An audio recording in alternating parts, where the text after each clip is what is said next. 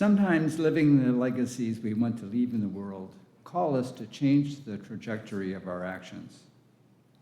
We seek transformation for the pain, addictions, and fears we cling to. Our gospel this morning tells Zacchaeus' story of transformation. Let us rise as we are able for the reading of the gospel in Luke chapter 9.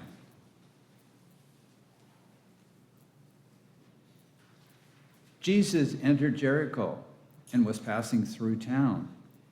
A man there named Zacchaeus, a ruler among tax collectors, was rich. He was trying to see who Jesus was, but being a short man, he couldn't because of the crowd. So he ran ahead and climbed up a sycamore tree so he could see Jesus, who was about to pass that way. When Jesus came to that spot, he looked up and said, "Zacchaeus, come down at once. I must stay in your home today."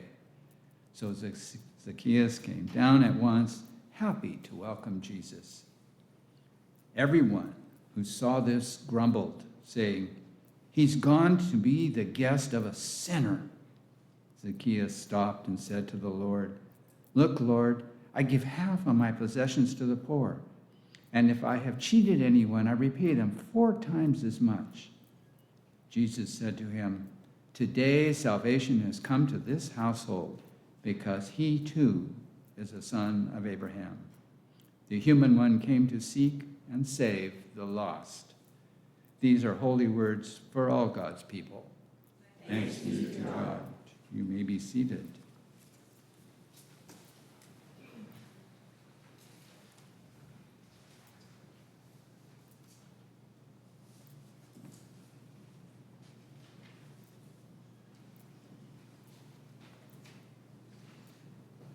I remember when I was young, there was a time that my great-grandma was going to get ready. She was moving out of her house and into a community where she could have more care.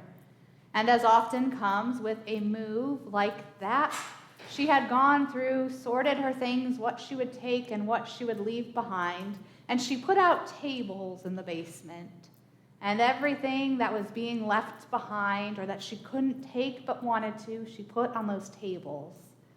And then she called for her family to come and sort through the tables, to take things that they wanted. Now, I was really young when this happened, so I don't remember too much, but I remember how it felt. In this case, there was something imminent about it. It was clear that great-grandma couldn't stay in her home, and so there was a heaviness to the change. There was also a tension as some of my aunts argued over, or rather came to agreement about who would take the china. I just wanted to roll down the hill in the backyard one more time and didn't quite know what was going on. But I remembered it in the back of my mind. A few years later, my family was gathering at my grandmother's house now for a family celebration. It was some holiday, and there was nothing that we knew imminent upcoming. There were no moves, no illnesses. Things were going along just fine. But my grandma had decided that this was the time she wanted to start thinking ahead to when the move would come. And so we gathered for what we thought was just a nice family celebration, and she met us at the door with a sheet of stickers. You know those kinds you get at a garage for a garage sale, the bright colored dots that you put on things? Yeah. So she met us at the door, and before we could come and celebrate the holiday, she said, "If you see an item in the home that is unmarked, that you would like to have one day, put your sticker on it." Well, I said there was nothing imminent about this, so the mood was a little lighter. That I do remember. The mood was lighter compared to when we did this with my great-grandma's house. And so I went through with my cousins and everyone, and I put my sticker on a picture that hung in the hallway. It was a picture of wood-cut daisies that my great-grandfather made. And it reminds me of who I am and of home. But otherwise, there wasn't too much else. But my grandma was pretty insistent we had to put our dots on something. And so soon, my brother began to tease me. And he said, I'm going to put your dot on that. You know the that's that sometimes are in someone's home that you go, don't you dare put my name on that. I don't want it. I don't want it. So he had walked past this clown ceramic that had always freaked me out a little bit. No, if it's for you, great. It's just not for me. And it always scared me. And so my brother was like, I'm going to put a dot for you on that. And I said, fine, if you put a dot for me on that, I'm going to put a dot on the orange shag carpet upstairs. And then we started getting into it about what would happen to Charlie the ghost. You see, Charlie the ghost was the ghost that my whole family knew lived upstairs and was responsible for every creak and shadow we couldn't explain. Everyone would just always say, that's just Charlie up there making noise. So we used to joke, who's going to take Charlie? I'm going to give you Charlie. And I would say, don't you dare.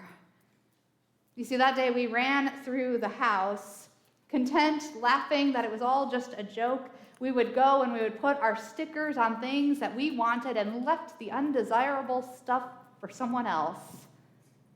You know, that day, multiple cousins put stickers on Grandpa's chair while Grandpa was still in it. But you know what no one did put a sticker on? No one put a sticker on the broken step that needed fixing. We all just kind of walked past it, left it for someone else. Of course, some years later, my family would have to deal with all that had been broken and unclaimed and come to disrepair in the household. We had to confront the clown and the carpet and Charlie the ghost.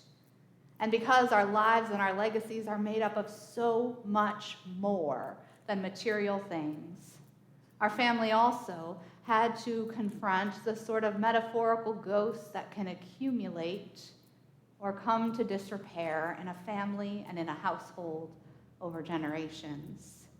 The memories and the pain, the raucous laughter, but also the unspoken secrets no one brings up anymore. The unexamined family dynamics now left to another generation. I remember a few years before that grabbing the sticker out of my brother's hand before he could put it on that clown, saying, don't you dare. And now we were all left to confront all those things we said, don't you dare to, in the years before it. Last week we started a series on stewardship called Living Our Legacies, and I was very clear, or I hope I intended to be very clear, that living our legacies is about present tense. It is action, it is what we do, it is how we invest our time and our gifts and our days here and now. It's not only about what we leave, it is what we live and what we do here and now. Talked about Dr. King's quote around helping time, that time itself could be passive force, and so we must help time to be co-creators with God's vision. That's what it means as people of Christ to live our legacies. And as I was thinking about my family's system for sorting through a house, I started thinking maybe we live our legacies by the things we put our name to. Those things that we would take our sticker dots and put them on gladly. Or also the things that we would peel our names off of. Because the truth is that we have to confront, I don't think there's any way to talk about living our legacies without also talking about the fact that there are lots of things we inherit simply by being people who are connected one to another. It's what it means to be interconnected as a community. It means that not a single one of us is a self-made person. In any sense of the word, not a one of us is self-made. We are forged by the various experiences that we are born into, by the family patterns of our parents and those who raise us, by the resources of our communities. We are even born into the historical moments we live in. There are things we inherit that might not be what we would choose for ourselves. And for that, I think there is both lament and responsibility. It can be both. So often living a legacy of love and liberation, which is, I hope, the legacy we as people of faith want to leave love and liberation behind. That means that we must confront the patterns of injustice and hurt that we have inherited, those that we wish weren't ours, those that we would say, don't you dare put my name to that. It's not enough as people of faith to claim the woodcut daisies that hang in the hallway, those beautiful pictures that remind us who we are, and not also confront Charlie the ghost and why he is making so much noise on the broken step. The real good stuff in life and what it means to be people of God requires that we attend to both of those things. And to do both of those things is hard and holy work. It is work that requires courage and the inspiration of the Spirit. It is work that liberates and transforms and generates new life, even in the hardest moments to imagine it. And I believe, this is what I believe that that kind of life-giving, transformative work is at the center of our scriptures as I understand it. That is what I believe our faith is, the cornerstone, the liberation and new life that God brings through creation again and again and again. It is the story of death and resurrection. It is the story of an enslaved people moving to be a promised land people. And I believe that that's what we hear this morning. It's at the center of our stories as we hear stories of people who do the work of transformation and liberation in their daily lives. These are stories of people who are willing to confront the fearful systems they inherit so that they might be different, so that those systems can bloom with new life. Our first story, it came out of Exodus. And we're going to hear the stories today. One is going to be a very fast, very personal transformation in Zacchaeus. The other one, Exodus, a long collective road to liberation. But that long and collective road to liberation from an enslaved people to a promised land people was made possible, as it always is, by individual people choosing courage over fear, choosing to fear God more than they fear Pharaoh, choosing to resist rather than comply, to confront rather than ignore. I told you Tom gave us a great introduction to our day today. In that story, when Pharaoh is calling for a genocide, when he is instructing the midwives, kill the baby boys, the midwives decide, the scripture says they fear, they respect God more than they do Pharaoh. And so they determine that they will not abide by that executive order which has come down. And so they do their part. They put their names and their legacies to what matters, and that is life. I think it's interesting in this story, you know whose names we know? We know Shiphrah and we know Puah. We don't know Pharaoh's name. Pharaoh is the anonymous one in the story. But Shiphrah and Puah, they put their names and their legacies to life, to what matters most. And so they will not abide the order that has come down. They're not the only ones. The Hebrew mothers will not abide the order that comes down. Moses' mother looks on her child. It says that she sees that he is beautiful and strong and good. If we read it in the original, you'll hear more of an echo of Genesis. She looks on her child and calls him good. And so she does what she can. She hides him as long as she can, and when that is no longer possible, she again does what she can to protect him. She creates a basket that will float on the waters. You know what the original word for that basket is, appearing one other time in our scriptures? An ark. She builds him an ark and puts her child in it. Moses' mother declares that her life, her legacy will stand upon a promise of hope and a promise of deliverance. And she entrusts her child to it in all the ways she can. And then down the river, that baby is received by a courageous and a compassionate woman, Pharaoh's daughter, who in this case has not grown apathetic, has not grown to ignore the horrors of her father's household, but has decided she will still be moved by compassion in the face of them.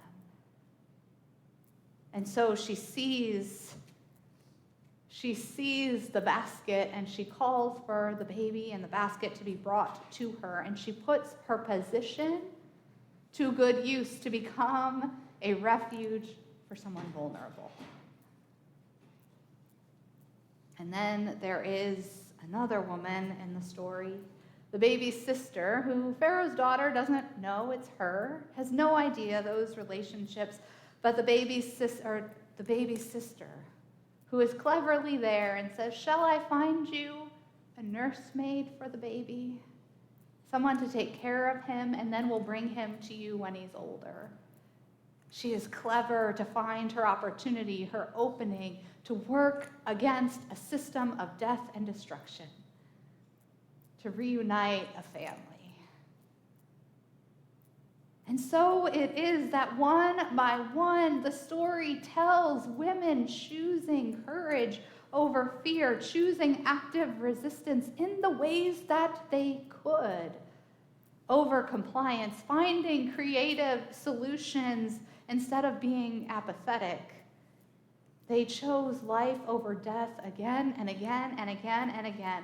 They confronted the very real ghosts of a system instead of just walking by, a system that they would not have chosen for themselves but decided to take responsibility for, which I know is a very civic-minded lesson that I believe many of us probably grew up with. Leave the world better than you found it. These were women who, moment by moment, choice by choice, decided to take responsibility for a system that they wanted to be better.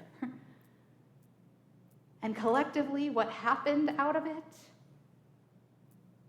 This little baby boy grew up to be Moses. Moses, the one that God used to bring the entire Israelite people out of slavery and into the promised land. God's liberation always works this way. New life always begins by the folks who are willing to confront the systems, by the folks who are not just going to take the daisies off the wall because they're good and beautiful and keep them for themselves, but the people who will also confront the broken steps and the ghosts and the clowns and the shag carpet that no one wants to deal with. This is how new life and liberation always begins. In the story of Zacchaeus, we see this play out so much faster. In the story of Zacchaeus, it plays out in his personal life in an immediate way where he is drawn to see Jesus. And when he sees Jesus and Jesus says, "I'm coming to your house today," he is so moved that he comes down. And when others are grumbling, Zacchaeus says, "I will give back," or "I do give back all that I have taken. I will repay 4 times over if I have taken too much." He confronts where greed or exploitation in his profession has come into his own heart and life too.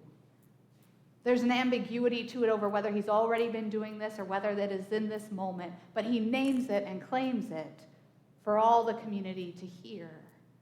He is so moved by the grace of Christ who comes and says, "I'm coming to your house today," that he offers to make amends where it is needed.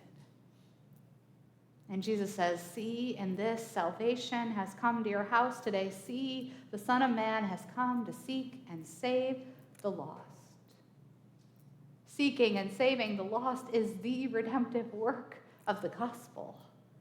It's the redemptive work of the Scripture as a whole. Jesus says it's not the healthy who need a doctor, it is those who are sick. And this seeking, this healing, this saving, this is the work that Christ has come for, that we, as those who follow as Christians, seek to be part of. Dear disciples, this is the work that I think we are called to put our names to, our legacies to. And the good news is we don't do this work alone. We do it with Christ, who is already complete. But we also engage the work together. Look around. We're not here alone. I'm reminded last week David Porter talked about how he found what he finds is in his life these days. He finds himself on the corner of courage and fear. These are days, he says, that takes him to the intersection of courage and fear a lot. And he said what he finds so compelling about participating in this faith community is that this is a place, and we are a community, who help him choose courage more than fear.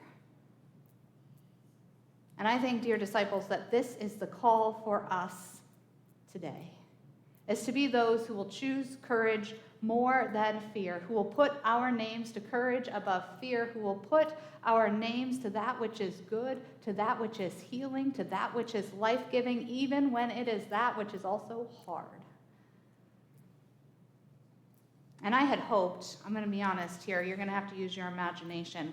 I had intended, as we left worship, to hand you all stickers.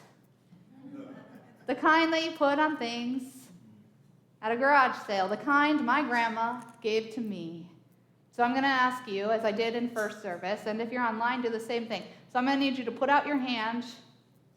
All right, imagine your stickers. Make them whatever color you want. All right, ready? You got your stickers? Great, here you go. Take your stickers. And here's what I want you to do with your stickers that you now have in your hand, in your imagination, in your heart. I want you to write your name boldly on your sticker. I gave you 2 of them, so I hope you imagined at least 2. All right, on the first one, you've got your name on it. I want you to use that one, and I want you to spend some time this week thinking about what is the thing that is your so-called woodcut daisy. What is that thing that inspires you, encourages you, reminds you who you are? It could be a spiritual practice. It could be an item that's meaningful. It can be a person, a relationship, a conversation. I think I said spiritual practice. It can be any number of things. What I want you to do is I want you to spend some time this week. Put your sticker on that thing. Claim it.